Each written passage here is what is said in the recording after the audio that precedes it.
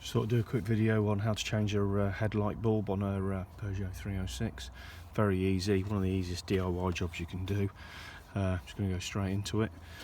Basically just take the cover off there like that, pull the plug out. You have to mess with this a little bit because it's a bit of a it gets stuck in there pretty bad.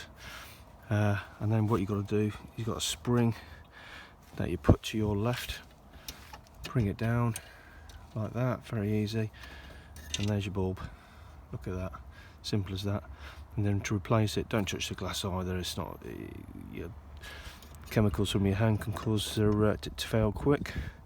Put it back in, put the spring back in like that, hook it in.